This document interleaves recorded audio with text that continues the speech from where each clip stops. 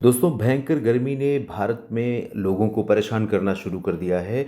Monsoon आ रहा है, monsoon Bengal की खाड़ी के दक्षिण पूर्व में आ चुका है, आगे भी बढ़ा है और अंडमान और निकोबार द्वीप समूह में लगभग सभी जगहों को कवर कर लिया है। श्रीलंका में प्रगति की है, कोमोरिन रीजन पर आगे बढ़ा, अरब सागर पर आगे बढ़ा और लगभग इस तरह से मॉनसून की जो उत्तरी सीमा है, नॉर्दर्न लिमिट ऑफ मॉनसून जिसे हम कहते हैं, वो गुजर रही है। इसका नाम है नॉर्दर्न लिमिट ऑफ मॉनसून, लेकिन इसका जो पूर्वी सिरा और पश्चिमी सिरा, इसको हम वेस्टर्न आर्म कहते हैं और इसको ईस्टर्न आर्म कहते हैं। तो ये जो पूर्वी सिरा है, ये तेज़ी से आगे बढ़ेगा या ये तेज़ी से आगे बढ़ेगा, ये महत्वपूर्ण होता है आने वाले दिनों के लिए जब मानसून का अराइवल होना होता है।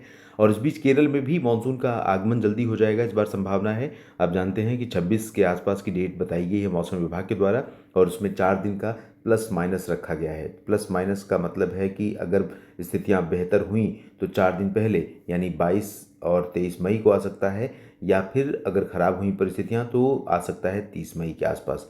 तो 22 से 30 मई के आसपास की डेट अगर हम देखें तो लगभग 8 दिन का मार्जिन है इसमें, और इन 8 दिनों के भीतर ही मानसून यहाँ पर पहुँच सकता है। आज 19 मई है, 19 से 22 मई में ज़्यादा समय नहीं है, लेकिन यहाँ की कंडीशन को देखें तो कंडीशन बन रही है। 22 नहीं तो 23-24 में ज़रूर यहाँ पर आ सकता है, या 25 तक तो आ ही जाएगा, ऐसा मेरा अनुमान है परिस्थितियों को देखते हुए। और मानसून आ रहा है तो जाहिर सी बात है कि हम देश में बाकी जगहों पर भी थोड़ा सा सुकून की सांस लेते हैं कि शायद कुछ जल्द ही राहत इधर भी पहुँचे।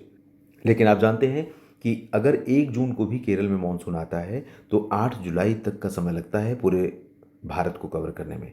पश्चिमी सिरा, पूर्वी सिरा इस तरह से आगे बढ़ता रहता है लगातार, और इस तरह से आगे बढ़ते हुए ये सिरा जब आगे इस तरह से जाता है तो गुजरात और फिर राजस्थान, पंजाब, हरियाणा को कवर करते हुए इस तरह से आगे जाता है और 8 जुलाई को पूरे भारत में मानसून पहुंचता है। ये मैं सामान्य चाल बता रहा हूँ। इस चाल में कई बार परिवर्तन होता है, कई बार बहुत तेज़ी से आगे बढ़ता है, कई बार ठिठक जाता है, बीच में पॉज आता है। पॉज का मतलब ब्रेक। तो ब्रेक मुंबई और कोलकाता में आने के बाद लगभग लगभग हमें दिखाई पड़ता है आमतौर पर। तो कोलकाता और मुंबई में आगमन के बाद कुछ समय के लिए अगर परिस्थिति यहाँ पर सपोर्टिव नहीं है तो मानसून रुक जाएगा। अगर उत्तर पश्चिमी दिशा की ड्राई विंड्स यहाँ पर लगातार चल रही हैं इस तरह से, तो मानसून के आगे बढ़ने के लिए और ज़्यादा एनर्जी चाहिए। जब उसे मिलेगी तब वो पुश करेगा और ये हवाएं पीछे जाएंगी और फिर मानसून आगे बढ़ेगा और राजस्थान तक पहुँचेगा। तो ये स्थिति होती है। और अब अगले 3 दिनों में कैसा मौसम रहने वाला है दोस्तों, आज 19 मई है, 19, 20 और 21 मई को कैसा मौसम रहने वाला है इस वीडियो में समझने का आइए प्रयास करते हैं। तो दोस्तों यहाँ पर क्या है कि अरब सागर का जो उत्तर में हवा को भेजने का क्रम था वो धीरे धीरे अब कम होने लगा है, कम होता जाएगा आने वाले समय में, क्योंकि इस ओशनिक बॉडी को हवा भेजनी है कहाँ, दक्षिण की तरफ। और दक्षिण की तरफ हवा ये भेजेगा तभी भारत की तरफ मानसून अरब सागर से बंगाल की खाड़ी में आएगा, बंगाल की खाड़ी में आगे बढ़ेगा, एनर्जी उसकी आगे बढ़ेगी और फिर बंगाल की खाड़ी की तरफ से इस तरह से भारत में लगभग सभी जगहों पर प्रवेश करता है और फिर बरसात की शुरुआत होती है। तो ये स्थितियाँ बनने बनने लगी हैं और इसी वजह से उत्तर भारत के भागों में मौसम मुख्यतः शुष्क होने लगा है।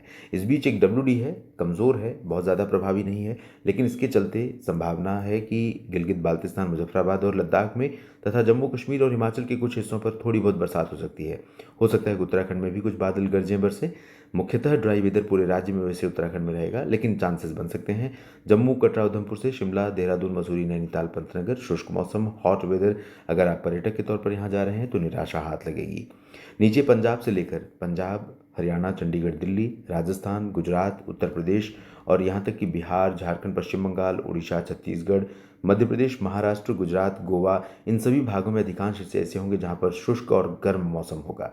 लेकिन कुछ बादल आपको मैं बता दूं यहाँ पर बनेंगे कोस्टल कच्छ और कोस्टल सौराष्ट्र के साथ साथ गुजरात के तटों से लेकर महाराष्ट्र और कर्नाटक के तटों पर। बारिश की संभावना गुजरात में नहीं है। तेज़ हवाएं चलेंगी गुजरात में, अहमदाबाद और अमरेली, बोटाद होते हुए गांधीनगर, सूरत, वलसाड़, नवसारी, डांग, तापी, भरूच होते हुए तमाम जगहों पर तेज़ हवाएं चलेंगी। मध्य प्रदेश में इंदौर, उज्जैन, देवास, भोपाल, धार, मंदसौर, खंडवा, खरगोन, बुरहानपुर, ग्वालियर, गुना, निवाड़ी, टीकमगढ़, दतिया और रीवा, सीधी, सिंगरौली तक भी तेज़ हवाएं चलेंगी। राजस्थान के दक्षिणी भागों पर भी तेज़ हवाओं के चलने की संभावना या आशंका कहें है। तो इन सभी भागों में जो तेज़ हवाएं चलेंगी और टेम्परेचर हाई रहेगा, इससे आपको लू जैसी गर्मी महसूस होगी। भयंकर गर्मी यहाँ पर महसूस कर सकते हैं और तापमान और ऊपर जा सकता है। और इधर बिहार, झारखंड, पश्चिम बंगाल तथा उड़ीसा, छत्तीसगढ़ का जो ये वाला हिस्सा है दोस्तों, बिहार के साथ साथ उत्तर प्रदेश के रीजन भी कुछ शामिल हो सकते हैं। इन भागों में कई जगहों पर बादल बन सकते हैं। बरसात सभी जगहों पर ज़रूरी नहीं है कि हो, लेकिन कुछ बादल बन सकते हैं। जहां बादल बनेंगे हो सकता है कि थोड़ी बहुत बरसात, बूंदाबांदी, हल्की वर्षा हो। बाकी कोस्टल एरियाज़ में तमिल इधर उड़ीसा में बारिश हो सकती है। पूर्वोत्तर में अरुणाचल प्रदेश, असम, मेघालय, नागालैंड, मणिपुर, मिजोरम, त्रिपुरा, सिक्किम, इन भागों में भी छिटपुट बारिश की ही संभावना है। नीचे की तरफ देखें तो यहाँ पर आंध्र प्रदेश के तटों और तमिलनाडु, केरल, कर्नाटक, इन भागों में कई जगहों पर बारिश होगी। और यहाँ पर यही स्थितियाँ इंगित कर रही हैं कि मानसून यहाँ पर आने वाला है। अरब सागर और बंगाल की खाड़ी का दक्षिणी हिस्सा और मध्य भाग सक्रिय है। मुंबई से लेकर गोवा के बीच का जो रीजन है दोस्तों, यहाँ पर भी कोस्टल हिस्से में बारिश हो सकती है। पुणे, सतारा, सांगली, कोल्हापुर, सोलापुर में भी चांसेस बन सकते हैं। 20 को भी आप देखें तो ज़्यादा परिवर्तन नहीं है। पूर्वोत्तर के कुछ हिस्सों में और साथ में बिहार, ये वाला जो हिस्सा है, बिहार के सिवान और चंपारण से लेकर भागलपुर और इधर कोलकाता, इसके ऊपर के हिस्से में कई जगहों पर बरसात हो सकती है। बिहार में भी, पश्चिम बंगाल में भी, सिक्किम और अरुणाचल, असम, मेघालय, नागालैंड में भी। और इधर पहाड़ों पर कश्मीर से उत्तराखंड के बीच कुछ जगहों पर बरसात की संभावना है। बहुत ज़्यादा इंटेंसिटी यहाँ पर भी नहीं रहेगी, लेकिन कुछ जगहों पर चांसेस हैं। दक्षिण भारत में चेन्नई से लेकर मध्य भारत में मुंबई तक बादल बन सकते हैं और कई जगहों पर बरसात हो सकती है। बाकी जितना भी हिस्सा आप देख रहे हैं ओपन, खुला हुआ, ये खुला हुआ मौसम का रीजन है, क्षेत्र है। तो महाराष्ट्र के अधिकांश भाग, तेलंगाना, आंध्र प्रदेश, छत्तीसगढ़, उड़ीसा, पश्चिम बंगाल, बिहार, झारखंड, उत्तर प्रदेश, मध्य प्रदेश और गुजरात तथा राजस्थान, इन सभी भागों में कई जगहों पर मध्यम से तेज़ हवाएं चलेंगी लगातार। ड्राई विंड्स होंगी मोस्टली, और ड्राई विंड्स के कारण टेम्परेचर यहाँ पर राइज़ करेगा। और टेम्परेचर जो बढ़ रहा है उसमें अगर आधा और 1 डिग्री का ही अंतर आता है तो लगेगा कि जैसे झुलसाने वाली गर्मी पड़ रही है।